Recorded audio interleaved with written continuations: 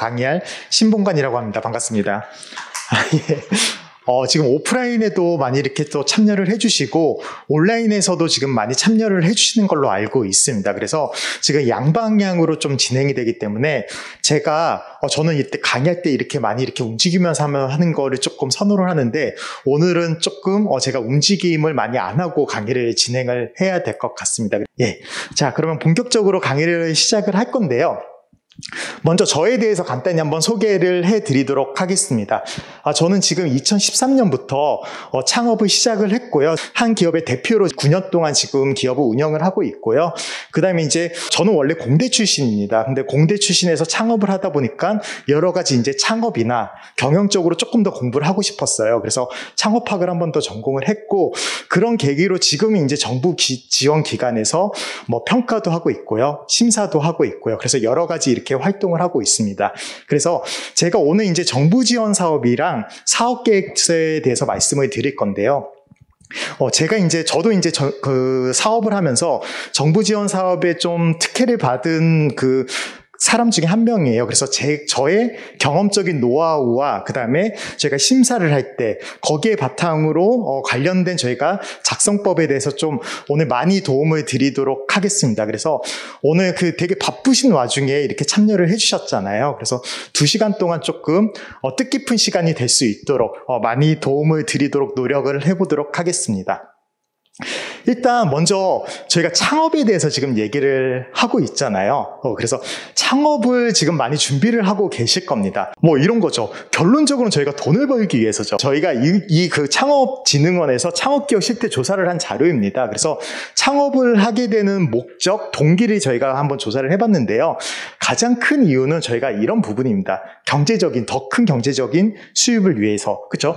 저희 다 비슷합니다. 그쵸? 저도 돈을 더 많이 벌기 위해서 창업을 시작을 했고요. 그쵸? 아마 여기 계신 분 아니면 온라인에 계신 선생님들께서도 지금 그쵸? 더 많은 돈을 이윤을 창출하기 위해서 많이 이렇게 도전을 하실 겁니다. 근데 저희가 이 자료에서 봤을 때 이런 경우도 있어요. 뭐 선택의 여지가 없어서 아니면 취업난 때문에 이런 것도 굉장히 큰 이유가 될 수 있습니다. 그쵸? 근데 여기서 제가 좀 말씀드리고 싶은 부분은 아무리 저희가 그 선택의 여지가 없고 뭐 이런 상황이 있을지언정, 그쵸? 어떻게 하냐면 우리가 확신을 가지고, 그쵸? 창업을 하겠다는 확신을 가지고 도전을 할 때랑, 그렇죠? 아니면은 이도저도 아니게 도전을 할 때랑 굉장히 다른 결과가 나올 수 있거든요. 그래서 확실한 목표를 가지고 열정을 가지고 한번 도전을 해보시면 어떨까라고 한번 이렇게 말씀을 드리고 싶습니다. 그리고 이런 또 저희가 창업할 때 굉장히 큰 어려움이 있죠. 그쵸? 창업 시 예상되는 가장 큰 문제점이 뭐가 있을까요? 그쵸? 그 다음에 이제 만약에 창업을 하실 때 어떤 가장 큰 문제점이 어떤 게 가장 좀 필요하다고 생각이 드시나요? 혹시 어떤 부분이 가장 문제일 것 같으신가요? 창업을 한다고 한다면 예산, 자금, 그쵸? 자금 부분이죠. 그쵸? 많이 이렇게 말씀해 주시는데 저희가 또 이거 창업 시 예상되는 장애 요인을 창업진흥원에서 또 조사를 해봤습니다. 근데 압도적으로 1위가 그쵸? 자금 쪽에서 또 나왔고요. 그래서 지금 보면은 예비 창업자들에게, 그쵸, 창업을 준비하시는 분들에게 가장 필요한 부분이 자금으로 이렇게 저희가 조사가 나왔고, 또 되게 재밌는 게 지금 현재 창업을 운영하시는 분들, 운영하시는 대표님들도 한번 조사를 해봤어요. 어떤 문제점이 있냐? 그랬더니 또 이런 결과가 나왔습니다. 또 자금 부분이 나왔습니다. 그래서 저희가 이렇게 볼 수 있죠. 스타트업이 지금 가장 필요한 것은 돈이고요. 그렇죠? 그래서 예비 그 창업을 준비하시는 분들이나 아니면 지금 창업을 하고 계신 분들에게 가장 큰 어려움이 자금 확보 부분인 것 같습니다. 그래서 이 부분이 해결이 되면은 저희가 조금 더 그쵸, 사업을 영위 또는 유지, 성장할 수 있을 것 같고, 아니면 이게 좀 막히면은 저희가 막 데스밸리 이런 얘기도 하잖아요. 그래서 자금이 바닥나면은 또 사업이 진척이 안 되는 경우가 되게 많이 있거든요. 자, 근데 창업 시 자금이 항상 부족한 원인이 있어요. 그쵸? 저희가 보면은 창업하면은 바로 매출이 발생하지 않는 경우가 굉장히 많이 있습니다. 그 다음에 만약에 매출이 발생하더라도 저희가 초기에는 저희가 어느 정도 자본금이 들어갈 수밖에 없잖아요. 그래서 손익분기점을 넘길 때까지 계속 돈이 들어가는 경우도 많이 있어요. 그래서 그때까지 필요한 돈을 어떻게 마련할 것인가가 굉장히 중요한 부분입니다. 그래서 이제 이 자금이 굉장히 중요한 부분인데요. 자, 그렇다면은 이 창업 자금을 어떻게 가져올 수 있는지 여러 가지 방안이 있습니다. 그쵸? 첫 번째가 이런 게 있죠. 자기 자금. 그쵸? 내 돈을 투자를 해가지고 내가 창업을 하는 방법입니다. 근데 이런 경우에 리스크가 굉장히 클 수밖에 없어요. 그쵸? 왜냐면은 제가 열심히 그동안 일했어요. 그래서 얼마 정도의 자본을 이렇게 확보를 했어요. 근데 그 돈을 모두 다 투자를 해서 창업을 했는데 성공을 하면은, 그쵸? 이게 좋을 수 있지만 만약에 실패를 했을 때는 굉장히 큰 위험이 올 수밖에 없는 구조죠. 자기 자본은. 그쵸? 이런 경우가 있을 수 있고요. 그 다음에 또 하나의 방법이 정부 지원 사업이라는 게 있습니다. 그쵸? 그래서 이거는 창업을 준비하시는 아니면 창업을 하시는 대표님들을 위해서 정부가 예산을 편성해서 지원을 해주는 시스템이 있고요. 세 번째 이제 타인 자금이죠. 이것도 굉장히 많이 이렇게 보고 계시는데 대표적인 게 저희가 대출, 그쵸? 금융권에서 대출을 받는다든지 아니면 투자를 받는 경우가 있는데 저는 오늘 조금 이 부분에 많이 말씀을 드리고 싶습니다. 정부 지원 사업에 대해서. 그쵸? 혹시 정부 지원 사업에 대해서 많이 들어보셨나요? 여기 많이 들어보셨어요? 그쵸? 정부 지원 사업에 한번 제가 조금 간단히 말씀을 드리면은 정부가 지금 대표님들을 도와드리기 위해서 굉장히 많은 창업 지원 정책을 지금 펼치고 있습니다. 자금도 굉장히 많이 이렇게 편성을 하고 있고요. 대표적으로 이렇습니다. 매년 초에 그해 그 중기부에서 이런 거를 공고를 합니다. 우리가 창업자들을 어떻게 도와주겠다. 그 다음에 예산을 얼마나 도와주겠다. 이렇게 공고를 하는데요. 보면은 이게 지금 오프라인에 계신 분들이 이게 좀 안 보일 수도 있죠. 그쵸? 그래서 제가 말씀을 드리면은 예산 규모를 보면은 1조 5,179억 원이 이번에 편성이 되어 있습니다. 올해만 해도. 이게 굉장히 큰 돈입니다. 그쵸? 혹시 우리나라 한 해 예산이 얼마 정도 되는지 아시나요? 한 해 1년 예산. 얼마 정도 될까요? 보통 500조에서 520조 정도 되거든요. 근데 이번에는 코로나 특수 때문에 한 550조까지 편성된다는 얘기도 있는데 한 500조에서 1조 5천억 정도를 여러분들을 지금 지원해 주기 위해서 이거는 예산이 편성이 돼 있습니다. 그쵸? 그 다음에 그 지원 사업에서는 사업화도 있고요. 그 다음에 시설 보육, 멘토링, 네트워킹 이런 부분이 있어요. 근데 여기서 중요한 게 뭐냐면 만약에 사업화 자금을 지원을 받는다. 그러면은 아까 저희가 만약에 타인 자본 개념도 있었죠. 그건 저희가 갚아야 되는 돈이잖아요. 근데 대다수의 정부 지원 사업은 어떤 지원 사업이냐면은 정부가 이렇게 투자를 해주는데 전혀 갚지 않아도 될 돈들입니다. 그러니까 저희가 학교로 따지면 장학금 같은 개념이에요. 그래서 저희가 그 돈을 받아서 사업에 성공을 하든 실패를 하든 갚지 않아도 될 돈. 그쵸? 어찌 보면 자기 자본처럼 활용할 수 있는 돈인 거죠. 그래서 이게 굉장히 중요한 지금 자금 자본 조달의 창업자분들이 굉장히 좀 중요한 부분 중에 하나입니다. 그 다음에 이 예산 편성표를 흐름을 봐도 이걸 볼 수 있어요.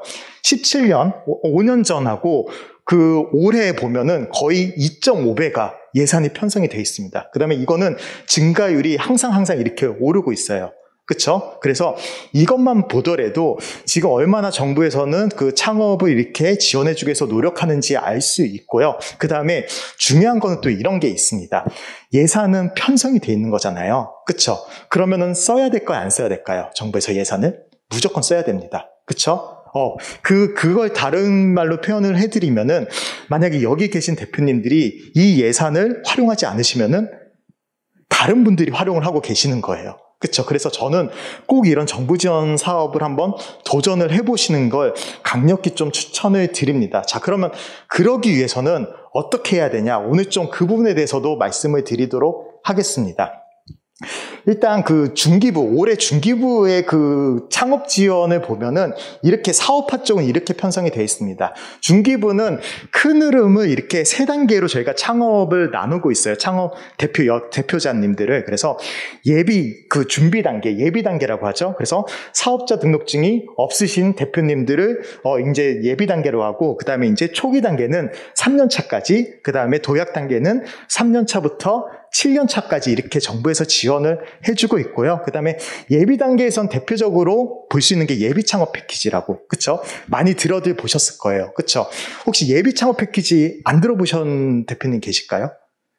거의 다 들어보셨죠? 그렇죠? 창업을 준비하시는 대표님들은 안 들어보셨나요? 안 들어보셨을 수도 있습니다. 예. 그래서 오늘 제가 조금 설명을 드리도록 하겠습니다. 그래서 굉장히 많은 이렇게 지원 사업이, 그러니까 이거 외에도 굉장히 많은 지원 사업이 있습니다. 그래서 보시면 좋을 것 같고, 대표적인 이제 창업 지원 사업 중에 하나가 실전 창업 교육이라는 게 있습니다.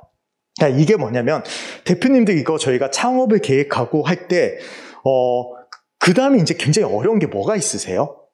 오늘 오신 이유가 그건죠. 사업계획서 작성하는 게 굉장히 어렵습니다. 그 다음에 사업계획서 작성하기 전에 아이디어를 구체화, 차별화 하는 것도 굉장히 어렵습니다. 그렇죠? 그래서 이런 대표님들을 지원해주는 지원 사업이 딱 이 실전 창업 교육이라는 지원 사업이에요. 그래서 실전 창업 교육은요, 일단 대표님들이 그 아이디어 정도 쓰고 사업계획서도 중요하지 않습니다. 그래서 어느 정도만 이렇게 쓰시면은 다 선정을 해가지고 교육과 멘토링을 통해서 아이디어를 구체화시켜주고 사업계획서까지 작성할 수 있도록 이렇게 도움을 주는 지원 사업이거든요. 그래서 이 지원 사업 같은 경우를 꼭 한번 또 신청을 해서 받아보시면 좋을 것 같고, 여기서 또 선정이 되면은 사업화 자금도 있습니다. 그래서 이런 지원 사업도 있고요. 그 다음에 많은 분들이 지금 도전을 하고 계시는 예비 창업 패키지가 있습니다. 그쵸?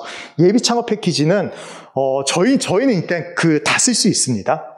청년하고 2년 전까지는 나이가 청년으로 제한이 되어 있었는데요. 지금은 이 나이 제한이 다 없어졌습니다. 그래서 다 쓸 수 있고요. 그 다음에 여성분들은 가산점도 지금 있습니다. 그래서 이런 걸 쓰는데, 예비 창업 패키지는 일단은 사업화 자금이 맥스 1억까지 지원이 됩니다. 그 다음에 자부담도 없어요. 그러니까 보통 다른 지원 사업은 자부담이라는 개념도 있거든요. 근데 예비 창업 패키지는 자부담이 없습니다. 그래서 만약에 대표님들이 이 지원 사업을 써서 선정이 되시잖아요. 그러면은 맥스 1억까지 받으실 수 있는 겁니다. 그래서 이런 지원 사업이 있어서 여기서는 이제 그래서 저희가 이 돈을 가지고 고용도 할 수 있고요. 만약에 저희가 아니면 예를 들어서 플랫폼을 만든다, 아니면 제조를 한다 그러면은 외주 기관에 맡겨서 이렇게 제조도 할 수 있고요. 플랫폼도 만들 수 있고. 그래서 여러 가지 용도로 활용이 가능하고요. 그 다음에 이제 도전 K 스타트업이나 초기 창업 패키지는 일단은 초기 단계입니다. 그래서 사업자 등록증이 없으신 분부터 3년차까지 받을 수 있어요. 그래서 이거 같은 경우는, 그래서 저는 일단은 개인적으로 초반에는 지원 사업을 이런 순으로 조금 추천해 드리는 게, 실전 창업 교육과 그 다음에 예비 창업 패키지, 그 다음에 초기 창업 패키지 순으로 받으면은 한 2년 사이에 저희가 맥스로 따지면 금액이 거의 2억까지 받을 수 있거든요. 그러면은 저희가 창업하기 위한 자금은 어느 정도 해결이 될 수 있겠죠. 그렇죠. 그래서 이런 지원 사업을 조금 유심히, 제가 오늘은 시간상 조금 간략히 조금 이렇게 말씀을 드릴게요. 그래서 이런 지원 사업을 보시면 좋을 것 같고요. 그 다음에 이제 창업 성공 패키지는 이제 초기 창업 패키지랑 좀 비슷한 개념입니다. 그래서 저희가 이제 초기 때 지원할 수 있는, 그러니까 예비 때도 지원을 할 수 있습니다. 왜냐하면 사업자 등록증이 3년 이하는 다 지원을 하실 수 있기 때문에. 근데 그래서 초기 창업 패키지와 창업 성공 패키지가 거의 비슷한 개념으로 보시면 좋을 것 같고요. 근데 이 주관하는 쪽이 조금 다른 겁니다. 근데 이게 중복수에는 안 돼요. 중복으로 지원은 가능한데, 만약에 둘 다 선정되셨다? 그럼 하나만 선택할 수 있습니다. 그래서 이것도 보시면 최대 1억까지 지원을 해주고 있어요. 그래서 창업 성공 패키지는 예전에는 청년 창업 사관 학교라고 이렇게 불리었어요. 근데 오늘 많이 이렇게 여성 대표님들이 많이 오셨는데, 청년 창업 사관 학교가 굉장히 유리합니다. 왜냐하면 가산점이 맥스가 3점이 부과가 되거든요. 근데 청년 여성 대표님은 가산점이 제가 알기로는 3점까지 맥스 가산점이 부과되는 걸로 알고 있어요. 그래서 가산점도 굉장히 중요한 부분 중에 하나거든요. 그래서 이런 것도 좀 정보를 알고 계시면 굉장히 도움이 많이 될 것 같다는 생각이 들고요. 그 다음에 이제 지역을 활성화시키는 이런 지역 기반 로컬 크리에이터 활성화 사업도 있고요. 이제 창업도약 패키지 이제 3년차 이상 받을 수 있는 지원 사업입니다. 근데 여기서부터는 지원금이 굉장히 올라가요. 그래서 맥스로 받을 수 있는 금액이 8억입니다.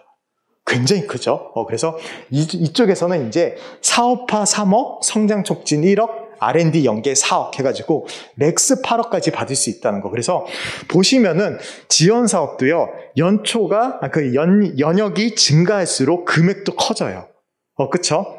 근데 그만큼 이제 오래오래 이렇게 창업 그 기업을 유지하는 것도 굉장히 어려운 부분이고요. 그쵸? 그 다음에 기업이 오래될수록 자금도 훨씬 더 많이 이렇게 필요한 부분이 많이 있잖아요. 그래서 창업 지원 사업도 조금 이렇게 연차가 올라갈수록 증가되는 거를 볼 수 있습니다.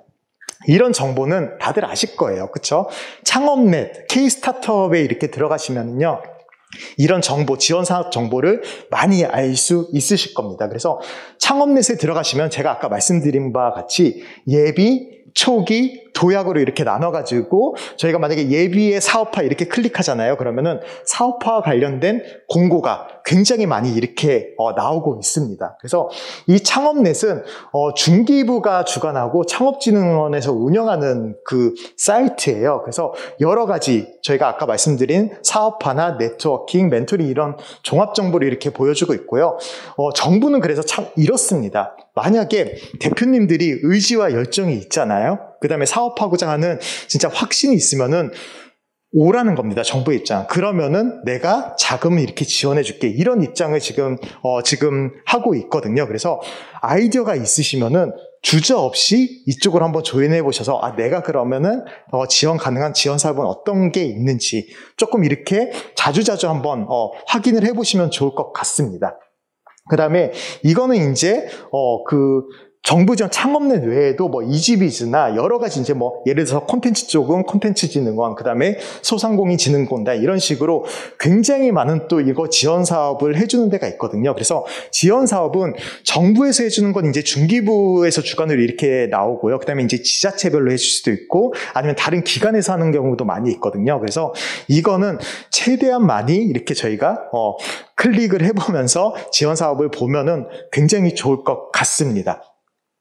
자, 이런 지원 사업 선정 절차는 보통 3단계로 구분이 돼 있어요. 뭐냐면은 첫 번째 단계가 신청을 하는 거고요. 그쵸? 그 다음에 이제 서면평가, 발표평가로 이어지는데요. 혹시 여기 계신 제가 미래 대표님들이시니까 대표님들이라고 말씀을 드릴게요. 혹시 어떤 게 가장 중요할 것 같아요, 여기서? 이거는 제 의견일 수도 있는데, 혹시 대표님들은 이게 어떤 게 가장 중요할 것 같습니까? 서면. 서면이 가장 중요할 것 같다. 좋습니다. 혹시 나는 의견이 다르다. 접수. 제가 원하는, 서면 굉장히 중요한데, 제가 그 이유를 제가 개인적으로 말씀을 드리면은 이렇습니다. 일단은 접수를 안 하면은 확률이 제로입니다. 그쵸? 근데 많은 대표님들이, 내가 될까? 나는 이걸 하면 안 되지 않을까 해서 되게 머뭇머뭇하시다가 접수를 안 하시는 경우도 굉장히 많아요. 근데 그러면은 지원 사업이 선정될 확률이 아예 그냥 없는 겁니다. 그래서 저는 일단은 접수하는 게 가장 중요하지 않은가라는 생각을 하고 있어요. 일단은 도전을 하는 겁니다. 제가 되든 안 되든. 그쵸? 그 다음에 만약에 안 되더라도 거기서 또 저희가 피드백을 받을 수 있거든요. 그러면 거기서 또 보완을 하면 되거든요. 그래서 저는 개인적으로 일단 이 지원 사업에서 일단 접수하는 게 가장 중요하지 않을까. 도전인 거죠. 그렇죠? 가장 중요하다고 생각하고, 자, 그럼 서면하고 발표가 있는데 저는 개인적으로 서면이 훨씬 더 중요하다고 생각을 합니다. 그 이유를 말씀을 드리면은 일단 보통 경쟁률이 저희가 지원사업 경쟁률이 평균적으로 한 10대 1 정도 된다고 보시면 넘을 수도 있고요. 그 정도 보시면 된다고 하는데 서면 평가에서 보통 이제 10대 1 정도 되면은 발표 평가는 보통 2대 1이나 3대 2, 보통 2대 1까지 갑니다. 그래서 서면 평가를 통과할 확률이 굉장히 좀 어렵죠. 그러니까 확률적으로도 그렇고요. 그 다음에 일단은 이런 게 있습니다. 서면 평가는 어떤 걸로 평가를 받느냐면은 오늘 주요 주제인 사업 계획서로 평가를 받습니다. 그쵸? 자, 그러면은 사업 계획서가 만약에 내가 잘못 쓰여진다. 그러면은 평가가 안 나올 수밖에 없습니다. 그래서 사업 계획서가 그만큼 중요한 거고요. 근데 반면에 발표 평가는 제가 만약에 PPT로 이제 그 발표를 하잖아요. 발표가 조금 미흡해요. 그러면은 심사위원이랑 제가 따로 Q&A 시간에 이거를 부가적으로 설명할 시간이 있어요. 근데 서면 평가는 그럴 시간이 아예 없습니다. 그쵸? 일단 사업 계획서가 잘못 작성되면은 어떻죠? 저는 그냥 떨어질 수밖에 없는 거고요. 그쵸? 제가 이 의의를 제기할 수는 있지만 거의 막 이렇게 통과가 안 되겠죠. 그래서 그 심사위원하고 따로 이렇게 얘기할 시간이 전혀 없는 거고요. 그래서 서면 평가가 되게 저는 중요하다고 생각을 하고 특히 서면평가는 어떻게 이루어지냐면 100% 사업계획서로 이루어집니다. 그래서 사업계획서 작성하는 게 굉장히 중요한 거예요. 근데 반면에 굉장히 중요하지만 저에게 안타까운 현실이 있죠. 작성하는 게 굉장히 어렵습니다. 그쵸? 이게 굉장히 현실이어서 오늘 이렇게 또 많이 이렇게 오셨을 텐데, 그래서 오늘은 이제 사업계획서를 어떻게 우리가 잘 작성할 수 있는지, 그 다음에 각 파트별로 우리가 어떤 내용을 저희가 작성을 해야 되는지 그 위주로 조금 말씀을 드리도록 하겠습니다. 일단 사업계획서는 이런 겁니다. 돈, 수익, 그쵸? 저희가 창업을 하는 목적도 돈을 벌기 위한 목적이 굉장히 컸습니다. 그쵸? 아니면 뭐 이런 목적도 있어요. 사회적 기업 같은 경우는, 그쵸? 아예 그냥 저희가 가치 실현, 그쵸? 아니면은 뭐 저희가 뭐 이런 쪽으로 할 수도 있고, 이윤을 창출을 안 하고 이런 쪽으로 할 수도 있지만, 많은 대표님들이 거의, 그쵸? 매출을 아니면은 저희가 이윤을 창출하기 위해서 사업을 하는데, 사업계획서도 이렇습니다.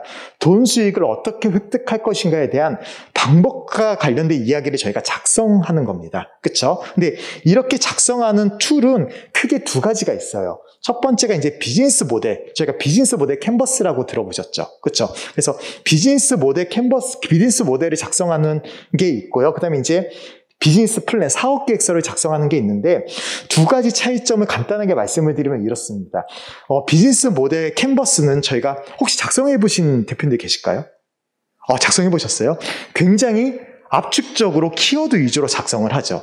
그쵸? 그래서 비즈니스 모델 캔버스는 저희가 책으로 치면은 큰 주제와 소주제를 잡는다고 생각하시면 될 것 같아요. 그쵸? 그렇게 잡으시고, 그 다음에 비즈니스 사업계획서는 이런 거죠. 거기에 맞춰서 그걸 굉장히 구체적으로 작성을 하는 겁니다. 그쵸? 그래서 비즈니스 모델에서 압축적 핵심 내용을 작성한다고 생각하시면은 사업계획서는 그걸 바탕으로 굉장히 구체적으로 작성하는 거라고 보시면 돼요. 자, 그러면은 저희가 순서로 보면은 일단은 비즈니스 모델 캔버스부터 한번 저희가 책을 쓸 때도 아마 그렇게 작성을 많이 하잖아요. 저희가 책을 쓸 때도 나 이 스토리에 대해서 이 책을 쓸 거야 하면은 처음부터 막 글을 써내려가지 않잖아요. 그쵸? 어떻게 하냐면 저희가 예를 들어서 기승전결 나누고, 기에는 어떤 내용을 쓸 건지 미리미리 이렇게 좀 생각을 하고, 그쵸? 승에는 어떻게 쓸 건지 생각하고, 그쵸? 그래서 이런 거 이제 목차를 적는다고 하죠. 그쵸? 그래서 목차에는 보통 큰 주제하고 소주제가 있습니다. 그래서 이런 목차를 저희가 비즈니스 모델 캔버스 간단히 말씀을 드리면라고 생각하시면 되고, 자, 이제 글을 써내려가는, 구체적으로 써내려가는 거를 사업계획서라고 생각하시면 좋을 것 같아요. 자, 그런데 저희가 이제 사업계획서를 쓰는 목적이 있는데요. 보통 사업계획서 쓰는 목적은 내부 계획 지침 점검이 있고요. 그 다음에 여러 가지 이유가 있는데, 원래 가장 중요한 목적은 이겁니다. 그쵸? 우리 회사의 계획, 우리 사업의 계획, 이런 거를 점검하고, 그쵸? 전반적인 이제 회사의 비전, 미션, 전략 이런 거를 작성하기 위해서 저희가 사업계획서를 많이 이렇게 작성을 하는데, 근데 요새는 저희가 사업계획서를 작성할 때 어떤 이유에서 많이 작성을 하죠? 거의, 그쵸? 정부 지원 사업에서 자금 조달을 받든지 아니면은 투자를 받기 위해서 저희가 사업계획서를 많이 작성을 하죠. 그쵸? 그래서 저는 오늘 이 정부 지원 사업의 사업계획서를 작성하는 것을 기본으로 이렇게 조금 말씀을 드리도록 하겠습니다. 보통 사업계획서는 크게 저희 정부 지원 사업은 두 가지로 나눠집니다. 보통 이게 그 R&D 그러니까 연구개발과 관련된 사업계획서가 있고요. 그다음에 저희는 오른쪽을 보시면 됩니다. 그래서 BR&D라고 이게 사업화 사업계획서거든요. 그래서 사업화 사업계획서는 보통 상용화 및 자금 조달 등을 위해서 저희가 사업계획서를 작성을 하는 거죠. 그렇죠? 그래서 사업계획서는 보통 스토리가 있어야 됩니다. 저희가 보통 뭐 책에도 줄거리 스토리가 있어야 된다고 하고, 저희가 뭐 예를 들어서 저희가 회사에 취업할 때 자기소개서 쓸 때도 스토리가 있어야 된다고 말을 많이 하잖아요. 그래서 사업계획서도요, 굉장히 좋은 스토리가 있어야 되는데 보통 이렇게 세 단계로 구분이 됩니다. Why, What, How 이렇게 구분이 많이 됩니다. 자, 그래서 Why에는 어떤 게 작성이 되냐면은 일단 여기서 이제 공감 단계예요. 그래서 지금 사람들이 어떤 문제점을 겪고 있고, 그쵸? 그 다음에 이제 아니면은 국내 사회 시스템, 시장에 어떤 문제점, 불편함이 있다. 그쵸? 그래서 우리는 이런 아이템이 필요하다, 아이디어가 필요하다. 그래서 이거를 Y 단계에서는 공감을 시켜주는 단계죠. 그 다음에 이제 what은 그래서 우리는 우리 아이디어를 어떤 아이디어를 제시를 한다. 그쵸? 그 다음에 how는 그래서 우리는 이런 아이디어로 어떻게 어떤 전략으로 사업을 실행해 나가겠다. 이런 스토리가 이렇게 잡히거든요. 그래서 정부 지원 사업도 일단 why, what, how로 구성이 되는데요. 그래서 정부 지원 사업은 아마 써보신 분은 아실 거예요. 보시면은 PSST 방식이라고 문제인식, 실현 가능성, 성장 전략, 팀 구성 총 4파트로 구성이 되어 있습니다. 그래서 이거를 보시면은 문제인식이 이제 Y 쪽이고요. 그 다음에 실현 가능성이 What, 성장 전략이 이제 How 쪽으로 구성이 되어 있습니다. 그래서 제가 아까 말씀드렸다시피 문제인식은 이제 그쵸? 전반적인 이제 문제점, 그런 거를 작성해 주시면 될 것 같고요. 이제 실현 가능성 쪽에서는 우리가 이거를 어떻게 우리 아이디어를 구체화시키겠다. 그 다음에 이제 어떻게 성장을 하고 성장성을 바탕으로 그 시장을 진입하겠다. 이렇게 작성이 되는데요. 이 부분에 이제 좀 구체적으로 한번 알아보도록 하겠습니다.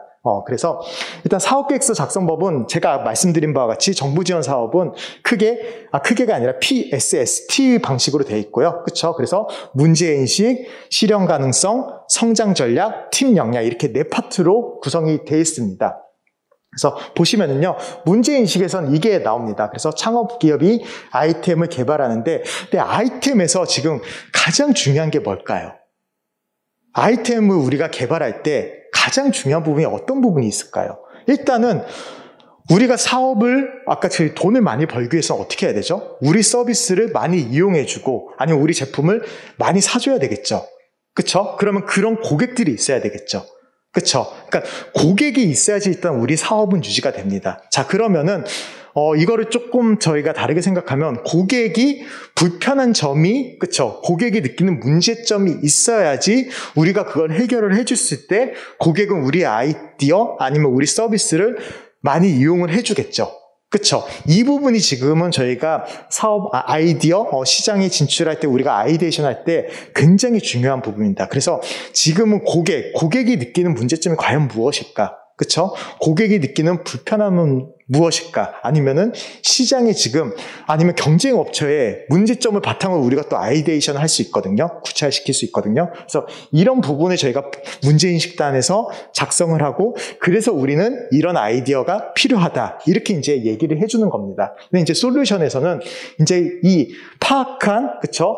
해결해야 할 요소들에 대한 방안을 도출하고, 그쵸? 우리는 그러면 이런 문제점을 어떻게 해결을 하겠다. 그쵸? 이런 방안을 제시를 하는 거죠. 그래서 이제 해결을 하기 위한 전반적인 이제 프로세스, 이제 여기서 이제 되게 어려워하는 비즈니스 모델도 여기서 작성을 하게 되어 있습니다. 그쵸? 그래서 이런 걸 작성하게 되어 있고요. 그 다음에 이제 성장 전략에서는, 자, 그렇다면은 우리가 이런 아이디어까지 나왔어요. 그럼 어떻게 해야 되죠? 판매를 하거나, 그쵸? 서비스를 이용하게끔 이렇게 시장에 진출해야 되잖아요. 자, 그렇다면은, 그러면 지금 여기 시장은 어떻게 형성이 되어 있고, 시장의 크기는 어떻고, 우리는 그러면 어느 시장에 어떻게 들어가야 되고, 그 다음에 우리는 이제 어떻게 성장을 해 나갈지, 이 계획을 이제 여기서 성장 전략에서 작성하게 돼 있고요. 마지막으로 이제, 그렇다면 우리는 이걸 행하기 위한 우리 팀은 어떻게 구성이 되어 있는지. 근데 1인 창업도 전혀 상관이 없습니다. 문제가 되지는 않아요. 아시겠죠? 그래서 우리 팀이 어떻게 구성이 돼 있고, 그럼 팀 역량에서 그러면은, 만약에 1인 창업이면 어떤 게 중요하냐? 어떤 게 중요하냐면은 우리가 이제 여러 가지 계획을 세우잖아요. 그러면 분명히 우리가 할 수 있는 부분과 우리가 할 수 없는 부분이 나눠질 겁니다. 그렇죠? 그러면은 우리가 할 수 없는 부분이 굉장히 중요한 부분이에요. 그러면 이 부분을 어떻게 할까? 그쵸? 예를 들어서 우리가 협력사와 협업을 해서 이거를 해결해 나갈 수도 있고요. 예를 들어서 외주를 맡겨서 해결할 수도 있는 거고, 아니면 우리가 직접 고용을, 그쵸? 해서 이거를 해결할 수도 있겠죠. 그래서 이 팀에서는 이런 부분을 작성을 해주시면 됩니다. 그래서 전반적으로 이렇게 작성을 해주시면 될 것 같고요. 이제 점점 구체적으로 말씀을 드릴 거예요. 아시겠죠? 그래서 점점 구체적으로 말씀을 드릴 건데, 문제인식에서는 그래서, 이거는 정부 지원 사업에서 이제 예비 창업 패키지를 기본으로 말씀을 드리는 겁니다. 근데 이 PSST 구조는요, 예비 창업 패키지, 초기 창업 패키지, 창업 도약 패키지 다 이 구조를 가지고 있어요. 그래서 정부 지원 사업은 일단 이 구조라고 생각을 하시면 될 것 같고요. 가장 기본적으로 제가 지금 말씀을 드리는 거는 제가 알기로는 다 예비 지금 준비를 하고 계시는 걸로 알고 있어요. 그렇죠? 그래서 예비 창업 패키지 기준으로 말씀을 드리도록 하겠습니다. 그래서 문제인식에서는 딱 이걸 작성하라고 주어져 있습니다. 창업 아이템의 개발 동기하고요. 창업 아이템의 목적, 필요성. 이 부분 제가 아까 말씀드린 거죠. 그렇죠? 그래서 여기서는 이제 아이디어가 필요하다. 그 다음에 저희가 아이디어의 필요성을 공감하는 단계로 보시면 될 것 같고요. 그 다음에 이제 실현 가능성. 그쵸? 실현 가능성은 창업 아이템의 개발, 사업화 전략과 창업 아이템의 시장 분석 및 경쟁력 확보 방안, 이런 거를 작성하게 돼 있습니다. 세 번째 성장 전략에서는 이제 자금 소요 및 조달기, 이 부분도 굉장히 힘들어 하세요. 그쵸? 자금이 과연 그러니까 자금이 어디에 제가 이걸 작성을 해야 됐고 이게 진짜 필요한 것인지, 그죠? 이런 거를 이제 작성하는 게 굉장히 어려움을 겪으실 거거든요. 그래서 이런 게 작성이 되게 있고요. 그 부분 제가 조금 이따 다시 말씀을 드릴게요. 그 다음에 시장 진입 및 성과 창출 전략은 이제 두 가지로 나눠져 있습니다. 내수 시장 진출 전략과 해외 시장 확장 전략, 이런 식으로. 그래서 내수 시장과 해외 시장. 지금은 저희가 글로벌 시대잖아요. 특히 플랫폼이나 이런 서비스 같은 경우는 국내만 한정되진 않을 거거든요. 그래서 지금 이제 해외 시장 창출 전략까지 저희가 작성하게 돼 있고요. 마지막으로 이제 팀 구성이 작성하게 돼 있습니다. 그래서 전반적으로 사업 계획서를 보면은요, 제가 말씀드린 바와 이게 예비 창업 패키지 사업 계획서거든요. 그래서 문제인식, 실현 가능성, 성장 전략, 팀 구성. 그래서 사업 계획서도 딱딱 어떻게 작성해라, 이렇게 포맷이 주어져 있습니다. 그래서 저희가 이렇게 작성을 하면 되는 건데, 이게 굉장히 이제 작성하는 게 저희가 말로 하면 쉽지만 어렵잖아요. 그래서 제가 각각 파트별로, 그쵸? 어떤 게 작성해야 되고 여기서 어떤 게 중요한지 그 부분에 말씀을 드리고, 또 사례도, 작성된 사례도 한번 보여드리면서 말씀을 드리도록 하겠습니다. 일단 가장 먼저 보면은 여기 보시면은 일반 현황이 먼저 나옵니다. 일반 현황, 그쵸? 저기 일반 현황이 보이시죠? 일반 현황이 보이시죠? 그래서 일반 현황이 나오는데, 자, 일반 현황을 보시면은 여기에 일단 창업 아이템명을 작성하게 되어 있습니다. 그쵸? 혹시 창업을 지금 지원 사업도 써보셨다고 하셨잖아요. 혹시 아이템명이 어떻게 되시나요? 말씀해 주실 수 있나요? 대학생들의 자아 전체가 형성을 위한 메타버스 커뮤니티. 굉장히 좋은 아이템명을 작성했죠. 이게 거의 굉장히 좋은 사례입니다. 그래서 왜냐하면 창업 아이템명이 굉장히 중요해요. 그래서 창업 아이템을 보통 대표님들이 이렇게 작성을 이렇게 하라고 말씀을 드리면은 보통 지금은 굉장히 이제 고객도 나왔고요. 그쵸? 지금 그 앞에 계신 대표님이 말씀하실 때 고객도 나왔고, 그 다음에 대표적인 차별적 기능도 나왔고, 마지막에 이제 우리 서비스에 대해서 이렇게 말씀을 해주셨거든요. 이게 가장 바람직한 방향입니다. 그래서 창업 아이템명에는 보통 저희가 지원 제품, 지원하는 아이디어, 아이템에 컨셉을 전반적으로 표현한다고 생각하시면 됩니다. 근데 보통 많은 대표님들이 제가 지금 이 포인터를 가지고 있으니까 창업 아이템명을 작성이 되어 있는 걸 보면은요, 보통 이렇습니다. 블루투스 포인터 딱 이렇게만 작성이 되어 있어요. 그쵸? 근데 이거는 보통 이렇게 하면은 그럼 블루투스 포인트가 되게 많은데 과연 이게 뭐지? 이건 만약에 어떤 고객을 하고 예를 들어서 어떤 차별성이 있지? 이게 굉장히 알기가 되게 힘들거든요. 그래서 창업 아이템명은 오히려 우리 전반적인 사업을 한 줄로 요약한다고 생각하시는 게 훨씬 더 좋습니다. 그래서 컨셉을 표현한다고 보시면 좋은데요. 컨셉이란 이런 거죠. 그렇죠? 고객에게 제공할 혜택, 일단 고객이 나오죠. 그 다음에 이제 제공할 혜택과 경쟁사와 차별화할 수 있는 제품의 기능이나 성능. 그렇죠? 그래서 차별화, 기능, 성능이 나오고요. 그 다음에 이런 근간이 되는 독특한 기술을 표현하는 게 컨셉이거든요. 그래서 대표적으로 이렇게 작성해 주시면 좋습니다. 그래서 예를 들어서 고객이 나오겠죠. 어떤 누구누구를 위한 어떤 기능에, 여기서 이제 차별화된 기능과 성능이 나오고 어떤 서비스다. 근데 이 방식대로 딱 아까 말씀을 해주셨어요. 그래서 굉장히 창업 아이템명을 잘 작성해 주신 사례고요. 그래서 대표적인 사례를 보면 이렇습니다.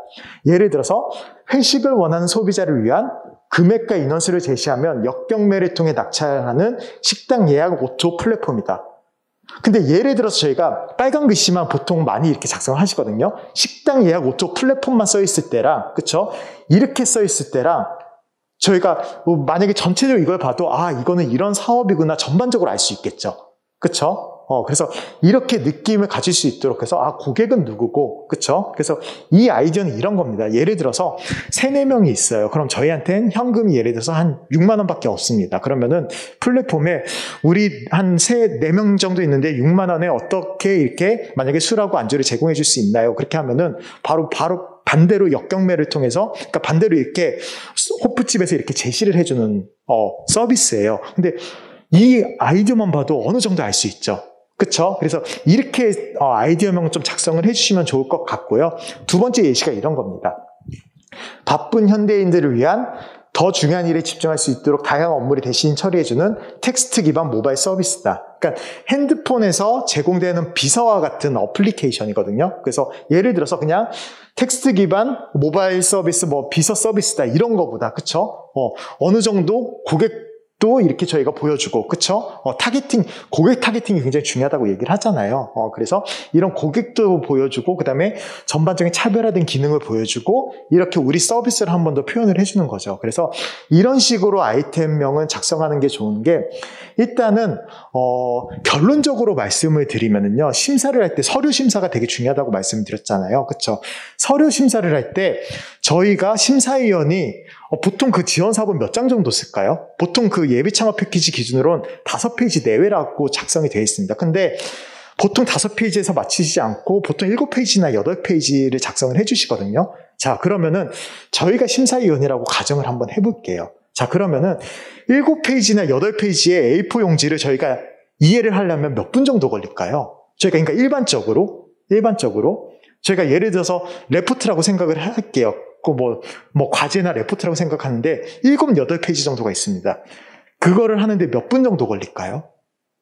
이해를 하는데 한번 예상을 한번 해보면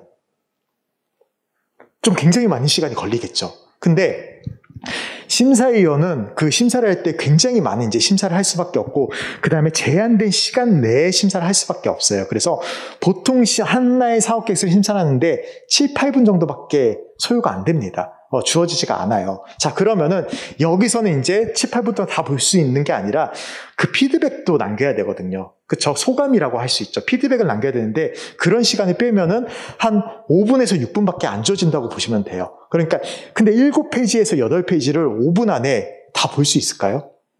거의 못 봅니다. 그쵸? 그래서 이제 아이템명이 딱 보고요. 여기서 이제 그래서 아이템명은 이렇게 기대감 향상시킬 수 있도록 제목을 작성하고, 저희가 뭐 사람과 사람을 만날 때도 첫인상이 굉장히 중요하다고 얘기를 많이 하잖아요. 그래서 아이템명이 딱 첫인상이라고 보시면 될 것 같아요. 이 아이디어는 어떤 아이디어다. 그쵸? 그래서 전반적으로 이렇게 표현이 되면은 굉장히 좋을 것 같다는 생각이 들고요. 그 다음에 이제 요약을 보시면은, 요약은 굉장히 잘 작성을 해 주셔야 됩니다. 제가 말씀드렸던 아까 사업 계획서를 전반적으로 다 읽을 시간은 없다고 했죠. 근데 첫 페이지에 이제 요약이 나오게 돼 있거든요. 사업 계획서는. 그러면은 심사위원 분들이 요약은 거의 다 읽습니다. 근데 요약에는 우리 아이디어를 전반적으로 다 표현하게 돼 있어요. 그쵸? 보시면은 창업 아이템을 소개하고, 그 다음에 차별성은 무엇인지, 그 다음에 시장은 어떻게 되는지, 그 다음 마지막으로 우리 아이디어를 설명할 수 있는 그림이나 표를 이렇게 넣게끔 돼 있거든요. 그럼 보시면은 이걸 전반적으로 이제 우리 사업 아이디어를 요약을 하게 돼 있는데, 보통 근데 사업 계획서 작성하실 때는 요약부터 작성하시면 안 되고 전반적으로 사업 계획서를 다 작성하시고 그걸 바탕으로 요약을 해주셔야 되는데, 근데 저희는 오늘은 순서상, 그쵸? 요약이 먼저 나왔으니까 요약부터 한번 말씀을 드리도록 하겠습니다. 그래서 요약은 가장 또 신경 써서 잘 작성을 해주셔야 될 부분인 것 같고요. 자, 그래서 첫 번째 이제 나오는 게 창업 아이템의 소개가 나옵니다. 그래서 창업 아이템의 소개는 이렇게 작성을 해주시면 되게 좋아요. 지원하는 제품이 제공하는 핵심 기능, 그쵸? 이제 핵심 기능이 나와야 되겠죠. 근데 보면은 저기 이렇게 파란 글씨가 다 주어집니다. 핵심 기능과 소비자층, 사용처 등 주요 내용을 중심으로 기재를 하라고 이렇게 나와 있거든요. 그래서 이런 거에 대해서 작성을 해주시면 되고요. 근데 여기서 중요한 건 이런 거죠. 저런 핵심 기능, 예를 들어서 핵심 기능이 뭐냐? 이게 궁금한 거죠. 그쵸? 그래서 핵심 기능이라는 거는 고객에게 제공할 기능이나 제공 서비스로 우리가 작성을 해주시면 됩니다. 그래서 예를 들어서 카카오톡의 제공 서비스는 문자 발송 기능, 그 다음에 보이스 기능, 게임 기능, 이런 게 이제 핵심 기능이 되겠죠. 그렇죠. 그래서 핵심 기능에는 우리 아이템이 가지고 있는, 아니면 우리 서비스가 가지고 있는 핵심적인 내용을 이렇게 조금 요약해서 작성해 주시면 좋을 것 같고요. 그래서 제공되는 기능을 가진 제품이나 서비스를 사용할 예상 고객, 그 다음에 소비자들의 사용 방법, 이런 것도 작성을 해주시면 굉장히 좋겠죠, 여기다가. 그쵸? 그래서 이렇게 작성해 주시면 좋을 것 같고, 창업 아이템의 차별성은 일단 가장 중요한 건 이런 겁니다. 그러니까, 여기서 제가 한번 질문 또 한번 드릴게요. 우리 제품은 경쟁 업체가 있는 게 좋을까요? 없는 게 좋을까요, 혹시? 아이디어를 작성할 때, 막 이제 경쟁 업체 조사도 하게 될 수밖에 없거든요. 자, 그러면은 경쟁 업체가 있는 게 좋을까요? 없는 게 좋을까요? 혹시 있는 거, 그렇죠? 있는 게 좋다고 거의 말씀을 해주시는데, 아니면 나는 없는 게 더 좋다, 혹시 그런 대표님 계실까요? 아니죠. 그렇죠. 없으죠. 결론적으로 말씀은 맞습니다. 예. 근데 그 이유가 지금은 기술이나 이런 게 굉장히 상향 평준화 많이 돼 있다고 얘기를 많이 하잖아요. 그래서 오히려 아예 독보적인 제품을 만드는 게 오히려 거의 어려운 상황에 지금 돼 있습니다. 그래서 제가 아이디어를 발굴할 때는 이런 얘기를 많이 해요. 크리에이션과 크리에이티브의 그 얘기를 굉장히 많이 하거든요. 그래서 크리에이션이라고는 완전히 없는 걸 새로 만드는 걸 우리가 크리에이션이라고 하잖아요. 그래서 아이디어는 크리에이션이 아니라고 합니다.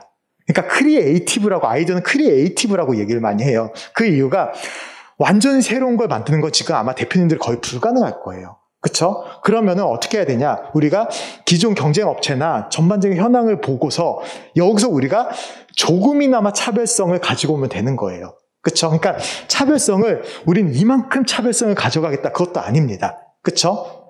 1, 2, 3만큼의 차별성을 가져도 되거든요. 그렇죠. 그래서 차별성이라는 거는 굉장히 어렵게 생각하신다기보다는 조그마한 차별성. 예를 들어서 저는 조금이라도 사례를 말씀드리면 에어비앤비, 우버 이런 거, 그렇죠? 기존에 다 호텔, 그렇죠? 근데 있는 업종이잖아요. 근데 거기서 하나의 그냥 추가를 했죠. 공유 견제로 연결을 시켰죠. 그렇죠? 이것도 하나의 차별성이 될 수 있는 거예요. 그렇죠? 그래서 우리가 예를 들어서 다른 산업군에 있는 거를 우리 쪽으로 가지고 왔어요. 그래서 조금의 다르게 변형했어요. 그래도 우리는 이제 차별성을 가질 수 있는 거죠. 그래서 경쟁 업체에 이제 저희가 차별성, 독특성을 생각하실 때는 되게 이게 차별성을 엄청 되게 어렵게 생각하시는 대표님들이 굉장히 많으세요. 그렇죠? 근데 차별성은 이제 이렇게 생각하고 접근하는 게 또 하나의 방법이 될 수 있어요. 경쟁 업체의 문제점을 바탕으로 우리가 그걸 보완할 수 있잖아요. 그럼 그게 또 차별성이 될 수 있습니다. 대표적인 게 혹시 배달 음식 주문 굉장히 많이 해 드시죠? 그쵸? 배달 플랫폼을 통해서 많이 주문해 주시잖아요. 근데 한 몇 년 전만, 2, 3년만 전에만 해도 배달의 민족하고 요기요가 거의, 그쵸? 우리나라의 그 배달 시장을 거의 독식을 하고 있었습니다. 근데 최근에 어떤 업체들이 생겼죠? 쿠팡이츠, 그쵸? 그 다음에 위메프에서도 생겼어요. 위메프5, 그쵸? 이런데. 그래서 과거에 보면은 이 몇 년 전만 봐도 배달의 민족 1위, 요교 2위, 배달통 3위, 이런 식으로 됐는데, 쿠팡이츠가 지금 거의 막 2위권까지 치고 올라갔습니다. 근데 쿠팡이츠 혹시 광고 선전 보셨나요? 보셨죠? 한소희 탤런트가 나와서 이제 광고를 하죠. 그쵸? 초반에 광고를 보면 어떤 광고를 하죠?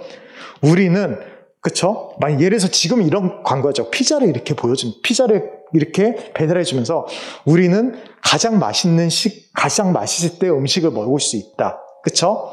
그 다음에 하나의 또 얘기를 합니다. 우리는 어떻게 하죠? 일편단심 한집 배달이다. 이런 얘기를 합니다. 자, 이게 그러면 왜 이런 광고를 할까요? 왜 이런 광고를 했을까? 저희가 이제 그걸 한번 분석을 해보면은 이렇습니다. 지금 배달 플랫폼에서 1위 업체가 어디죠? 배달의 민족이죠. 자, 근데 배달의 민족은 어떤 문제점을 가지고 있죠? 일단 지금은 조금 바뀌었습니다. 근데 쿠팡 이츠가 나오기 전에 생각을 하면은 배달시키면 굉장히 오래 걸렸다고 하죠. 평균적으로 한 1시간 정도가 걸립니다. 그쵸? 자, 그렇기 때문에 우리가 가장 맛있는 시간에 음식을 먹을 수가 없어요. 거의 식어서 온다든지. 그래서 이제 소비자 불만도 굉장히 많이 생기죠. 그쵸? 근데 그거를 이제 살펴봤더니 배달의 민족이 이런 시스템인 거예요. 배달 한 명당 3집을 배달을 해줄 수 있는 시스템이었습니다. 기존에는. 그쵸? 그래서, 근데 배달하시는 분들 입장에서는 3개를 이렇게 픽업해가지고 이거를, 배송하는 게 가장 이윤적으로 굉장히 그거 좋은 거잖아요. 그래서 이렇게 배달을 하다 보니까 보통 60분이 걸리는 겁니다. 근데 쿠팡이츠가 이거를 그쵸? 그러니까 이게 이제 경쟁 업체를 봐가지고 우린 그럼 이렇게 접근하겠다. 차별성을 접근하는 거죠. 그래서 우리는 어떻게 하겠다? 일편단심 한집 배달이라는 게 우리는 배달을 한 명이 한 집만 배달하게 만들어가지고, 그쵸? 음식을 가장 맛있는 시간에 한 20분, 30분 이내에 우린 배달해줘서 고객이 가장 먹고 싶을 때 맛있게 먹게 해줄 거야. 이렇게 이제 차별성을 가지고 가는 거죠.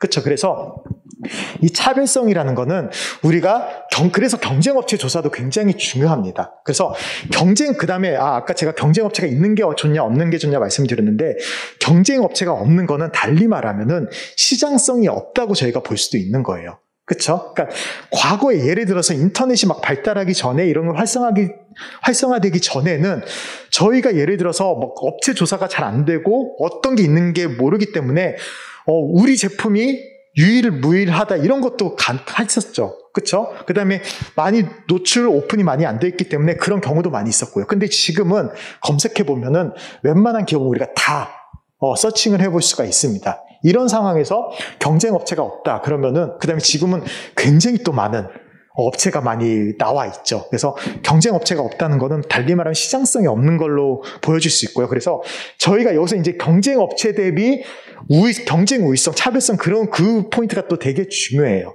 그래서 그다음에 여기서 이제 경쟁업체를 쓸 때는 만약에 N사, P사 이렇게 쓰는 것보다 정확히 그 명칭을 써주셔야 됩니다.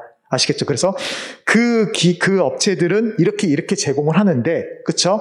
우리는 이 업체와 다르게 이런 기능이 있다, 성능이 있다, 이렇게 표시를 해주는 게 굉장히 좋습니다. 그래서 창업 아이템의 차별성에 있다는 이 전반적으로 이런 독창성, 경쟁 우위성을 바탕으로 그다음에 우리 아이템은 지금 어디까지 개발이 되어 있는지 예를 들어서 기획까지 되어 있으면 기획까지 되어 있다고 쓰면 되고요. 그건 이제 좀 이따 이제 저희가 소요 계획, 그쵸? 그쪽으로 많이 연계가 되거든요. 그래서 그 부분에 대해서 다시 말씀드리고, 마지막으로 이제 국내외 목표 시장은 이제 우리가 목표로 하는 시장에 대한 추정되는 시장 규모가 어떻게 되는지, 이걸 바탕으로 우리는 얼마만큼 이제 매출을 발생할 수 있고, 얼마만큼 성장을 할 수 있는지, 이런 부분을 이제 또 작성을 하게 돼 있습니다. 근데 여기서 이제 중요한 게 목표 시장을 설정하는 게 굉장히 어렵습니다. 그쵸? 그래서, 이런 고객 타겟팅하는 것도 굉장히 어렵고 그걸 바탕으로 목표 시장을 설정하는 게 굉장히 어려워요. 그럼 여기서 또 우리가 이런 문제가 있을 수 있습니다. 예를 들어서 목표 시장이 이제 규모를 어느 정도 저희가 생각을 하게 되거든요. 근데 규모를 작성하는 이유는 뭘까요? 어느 정도 우리가 목표 시장에는 이제 시장의 규모를 작성하게 돼 있어요. 우리가 이 규모를 작성하는 이유가 뭔지 한번 생각을 해보면은, 그쵸? 자, 그러면 여기서 규모는 큰 게 좋을까요? 작은 게 좋을까요? 예를 들어서 이럴 수 있습니다. A하고 B로 한번 제가 나눠서 한번 말씀을 드려볼게요. A는 이렇습니다. 한 기업이 있는데 목표 시장은 50억이에요. 근데 저는 여기서 50% 이상의 독점을 할 수 있을 것 같아요.